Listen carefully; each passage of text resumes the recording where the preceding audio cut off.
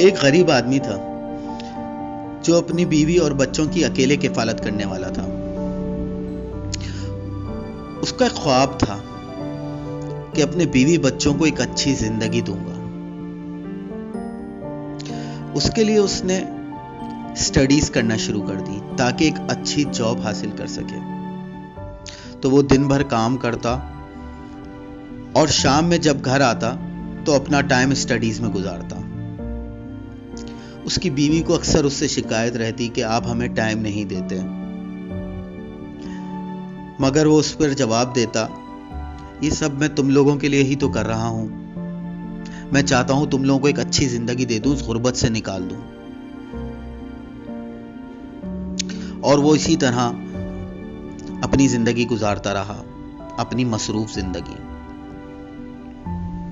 और फिर वक्त आया इम्तिहान का और फिर रिजल्ट का, और वो अच्छे नंबरों से पास हो गया और बिलाखिर उसको उसकी ड्रीम जॉब मिल गई जो वो हासिल करना चाहता था।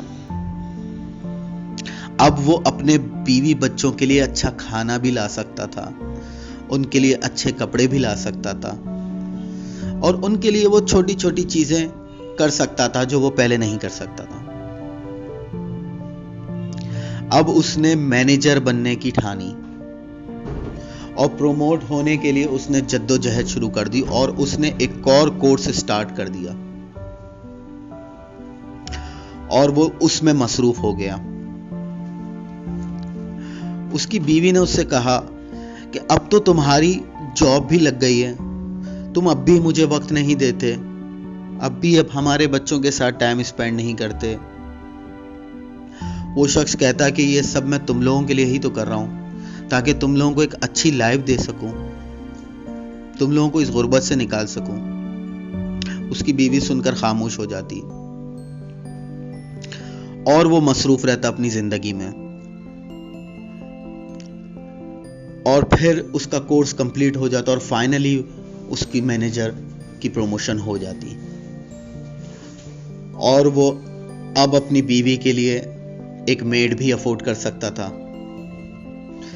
और अपने बच्चों के लिए एक वेकेशन भी अफोर्ड कर सकता था। मगर अब वो और ज्यादा बिजी हो गया अपनी जिंदगी में।